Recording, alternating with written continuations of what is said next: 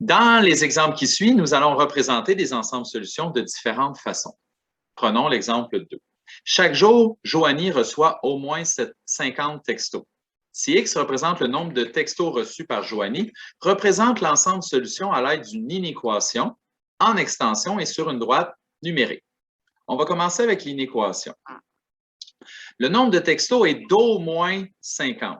Ça veut dire que le X, qui est son nombre de textos, va être plus grand ou égal quand la valeur qui est à droite dans la situation ici, le 50 fait partie de l'ensemble solution. On ajoute une petite ligne ici pour indiquer que l'égalité est acceptée.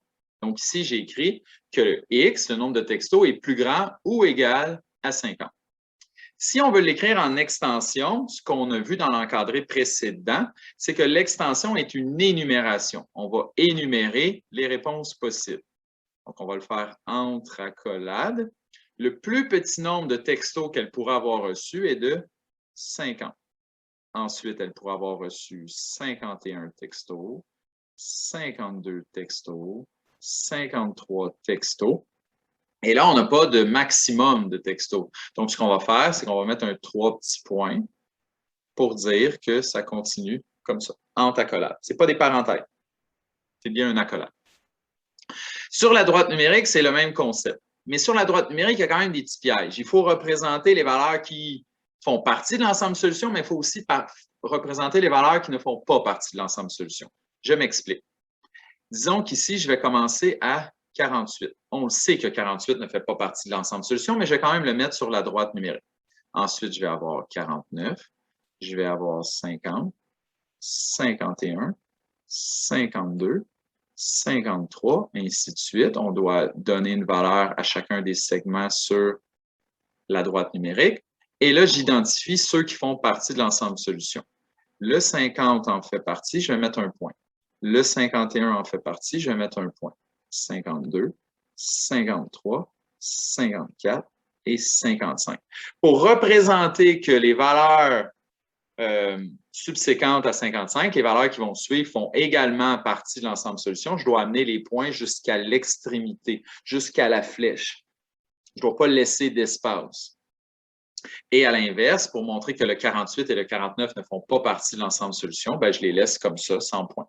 Donc là, je vois 50, 51, 52, 53, 54, 55, ainsi de suite. Exemple 3. Lors du souper d'anniversaire de Jordan, le nombre d'invités présents était d'au maximum 6. Si X représente le nombre d'invités, représente l'ensemble solution à l'aide d'une inéquation en extension et sur une droite numérique, comme on l'avait fait dans l'exemple précédent. Au maximum 6. Au maximum 6 nous indique que le plus grand nombre d'invités que Jordan aurait pu avoir est de 6. Mais peut-être que ce nombre d'invités est inférieur à 6. Donc, sous la forme d'une inéquation, on dirait que le X est plus petit ou égal à 6. Parce que le 6 fait partie de l'ensemble solution des réponses possibles. Si on voulait l'écrire en extension, on va énumérer le nombre d'invités qui pourraient s'être présentés à son anniversaire. Bien, le plus petit, parce qu'en extension, c'est toujours du plus petit au plus grand, le plus petit pourrait être 0 parce que 0 est plus petit ou égal à 6. Si ça ne s'est vraiment pas bien passé puis les gens ne répondent pas à l'appel, peut-être qu'il pourrait y avoir 0 personne. Je ne le souhaite pas, mais ça pourrait arriver.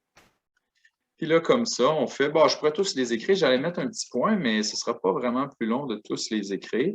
5, 6. On veut le faire sur la droite numérique. On va commencer à 0, 1, 2, 3, 4, 5, 6. Et c'est très important de mettre le 7. Parce que si vous amenez le 6 jusqu'à la flèche à droite, ça l'indiquerait que ça continue jusqu'à l'infini. Et ce n'est pas ce qu'on veut. Donc, je vais mettre un point au 6 pour dire que le 6, lui, fait partie des réponses possibles, mais pas le 7. Je mets seulement des points aux endroits, ou plutôt aux valeurs qui font partie de mon ensemble solution. Évidemment, le moins 1 est impossible, étant donné qu'on ne peut pas avoir moins 1 demi. Donc, voici des exemples pour représenter l'ensemble solution de différentes façons. Je vous laisse travailler. Merci. Bye bye.